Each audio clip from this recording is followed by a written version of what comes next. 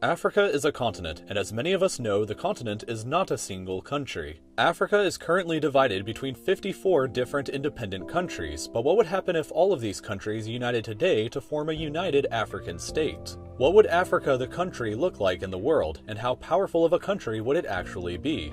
For starters, Africa is huge and covers over 20% of all the land on Earth, making it about 70% of the same size as all of Asia, or about 3 times the size of all of Europe. 1.2 billion people currently live in Africa, or about 16% of the entire global population. So interestingly, a united African state would actually have a smaller population than both India and China. But this wouldn't be the case for very long, since Africa is currently experiencing the largest population boom in the world. The population of the continent has doubled since just 1990, and the continent is expected to surpass the populations of both India and China in the same year, 2022.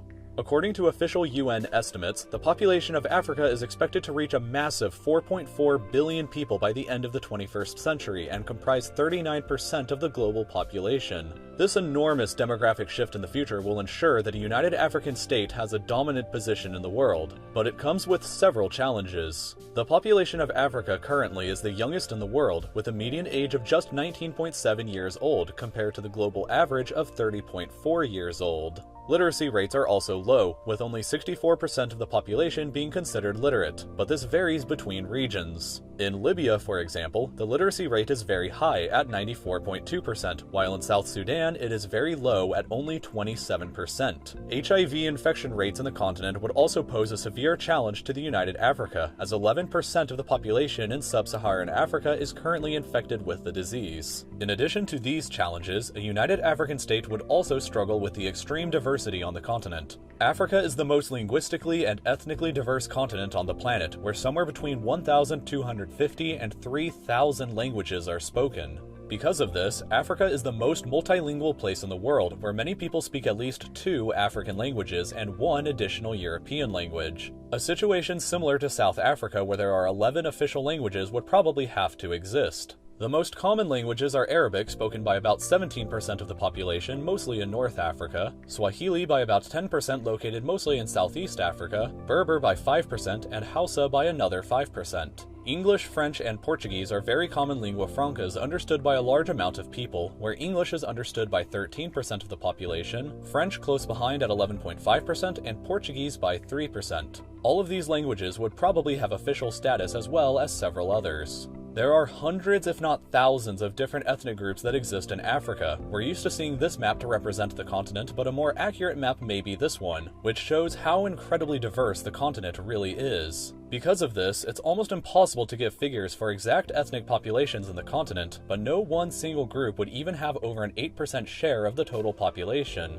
In terms of religions, here is a religious map of the continent. Christians and Muslims would be almost perfectly divided, with each faith claiming about 47% of the continent's population. Traditional African religions would represent about 10% of the population, and this adds to more than 100% because several people hold mixed beliefs. About a final 2% of the population would be atheist or non-religious. Next, we have a map of where the 10 largest cities on the continent are located. The biggest city, Lagos in Nigeria, has a greater population than all of Romania combined. But despite this, it probably wouldn't be the capital city. I predict that the capital city would probably be located here in Ethiopia at Addis Ababa. This is because an organization called the African Union already exists, similar in some ways to the European Union in Europe. The African Union's headquarters are already located in Addis Ababa, and the United Nations Economic Commission for Africa is also headquartered here. Addis Ababa is often already called the political capital of Africa, so it would make sense to agree that the city would serve as the capital city of the United Continent as well. Cairo and Johannesburg would probably be the largest financial centers of the United Africa and serve very important roles as well. Africa is incredibly rich in natural resources, possessing 90% of the world's platinum, 50% of its gold, 50% of its diamonds, and another 33% of its uranium. Despite this, however, it remains the poorest continent on the planet. The United African State would have a GDP of 2.39 trillion US dollars, making it only the 7th largest economy in the world. It would barely beat out India's economy, but remain behind those of France, the United Kingdom, and Germany. The GDP per capita of Africa would only be $1,992 per year, but that figure isn't totally accurate of how crushing the poverty on the continent actually is because of rampant government corruption. According to the World Bank, poverty is defined as living under $1.25 per day. Based on that, 50% of the population of sub-Saharan Africa would be living in poverty, with the average poor person on the continent living on less than 70 cents per day.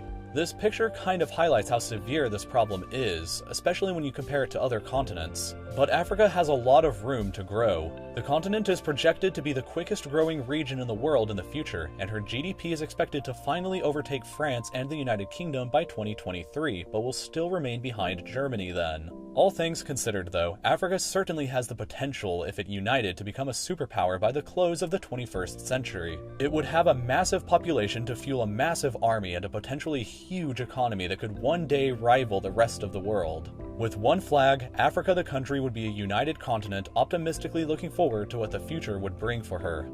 Leave your comments below about how you think other countries would react to a united Africa, or even how long a united Africa may last for. This idea was voted on over at the Real Life Lore Patreon, which you can visit by clicking here. You can vote for upcoming videos every month just like what you just watched, and you can subscribe to my channel by clicking here. If you were curious about the music that was in this video, it was created by a band called The Solid Ocean, who are very good friends of mine. You can check out their channel by clicking here. They're currently doing a fundraiser to raise money to record their music professionally, so any dollar or like on their social media can go a very long way for them. Thank you so much for watching, and I'll see you again next Friday for another new video.